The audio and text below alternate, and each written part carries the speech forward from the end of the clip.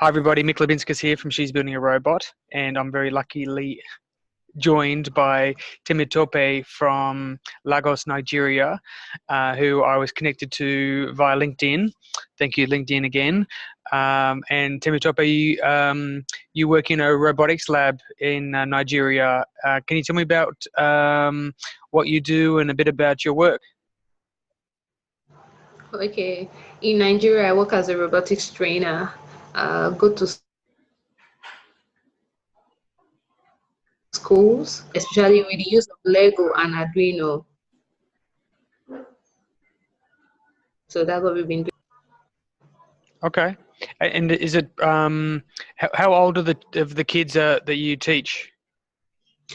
Okay, I teach the lowest stage I teach is from 5.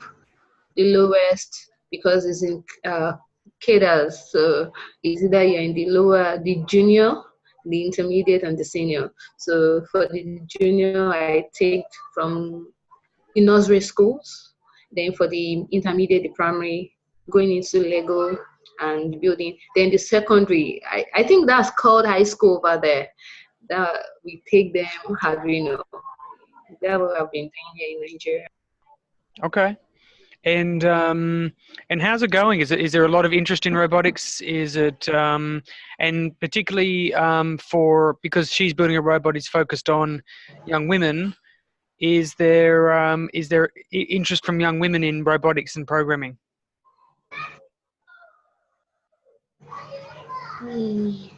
Yes, I've seen some develop interest in it, but basically, some of them just have this feeling that "Oh, it's the guy's world."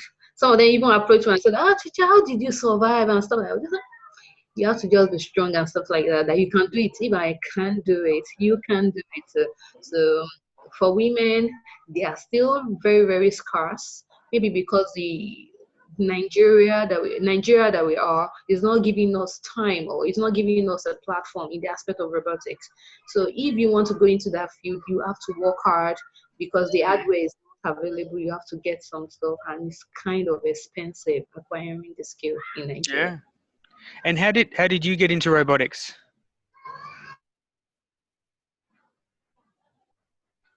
Wow. That they get into coding at the early stage. For me, I was not fortunate. I got into coding at the age of 15. That was when I got into my first degree. I went to study in the far north, Maiduguri. So I got into coding at that time. So when I got there, there was crisis. 1 year of Maiduguri, I believe everybody has heard about that, is civic unrest, Boko Haram and stuff like that. So there was a day we actually held at arms learned because the terrorists were about coming into our school. I just felt like, can we just have robots fight this thing? It just came because I've watched sci-fi movies, iRobot. My passion started from iRobot. All those movies. Can we just have robots fighting this war for us so that we won't lose people? Because I discovered that a lot of soldiers die straight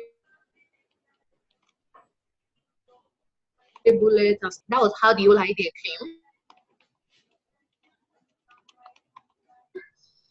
So I went for a competition. NASA space. I met with a representative of a company that is into robotics. Being me, I'm just so audacious. I'm so courageous. Whenever I set my heart towards something, I just go for it. I don't care if it's a guy's word. I don't care. I believe it's a word. There's no gender disparity among us. So I approached the representative and I told him that I really want to know about this. At least I need to get an entry point into robotics because for me that don't have a basic, I've just read books. I've just seen it. I really want to get into it. So I approached him. He just looked at me and said, "Are you serious about it?" I said, "Yes." So he just gave me his number, just jokingly take the number and stuff like that. So I collected the number. After a few days, I called him and said, "So you're really serious about it? I thought you were joking." I said, "I really started." We were trained for like 3 days on Lego. we were deployed to schools to go train those people. So because it's a new field, they really want to bring the whole idea of robotics. So that it won't be for the Western world, you know. So I was privileged to be among those trainers that was deployed to some schools. So when we started the training, I discovered that my thirst for more knowledge cannot just be curbed. So I developed interest in Arduino that I need to upgrade. So we were three girls that were deployed to school. I'm the only one still in the field. So I upped my game on Arduino, and it has been so smooth. And that's how my story has been. And it has been an upsell since then. Wow. And what are your hopes for the future? Like where do you hope your robotics program is in 5 years from now? Wow.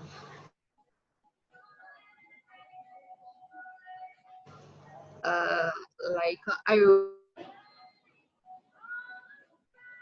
robot into that system, and also there's a robotics company in Estonia, Starship Robot. Although the robot is still here, a model was sent to me, so I won the robot. So it was sent to me in Nigeria here.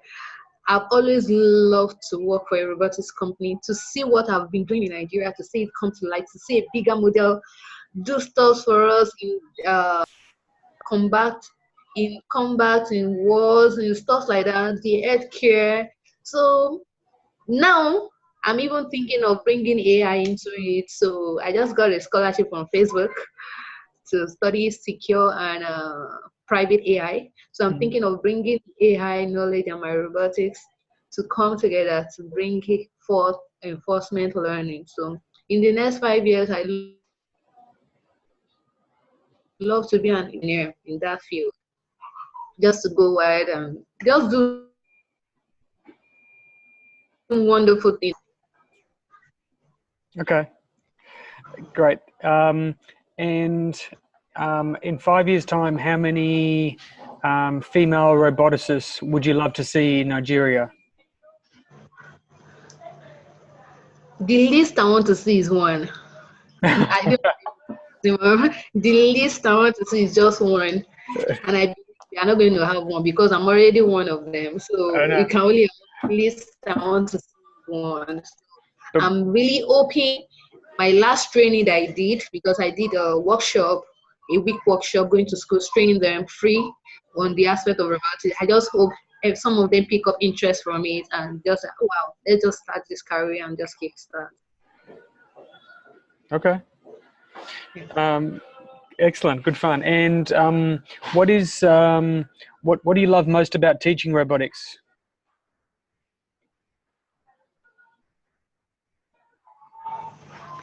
What I love most about teaching robotics is the way you just, oh, wow, I want to see this happen, and this is what I want. Because it brings out the creativity out in me, because looking back, I can see that there's changes, because I started building just something moving. Right now, I already built one in my lab, a prosthetics arm, which I know that, yeah, it might not look like the Western world prosthetics arm, but at least I have the idea. I can bring what is in my head outside and stuff like that. So the old thing about robotics, it challenges me. So it makes me even switching to other careers, I believe is going to be the best. So coming into the field of robotics, it opens your mind, it opens your humanity.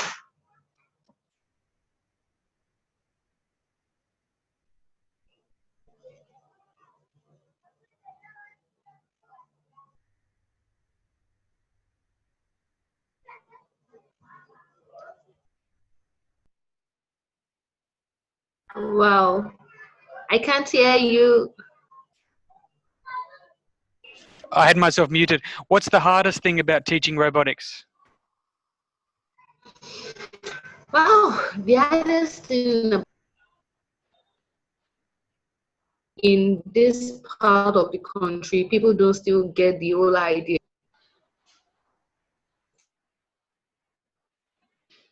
Take it step by step. You have to know the rudimentary. You need to know how to couple those things together. You need to know how gears work. You need to know how to do your connection well. So it's about convincing people that you need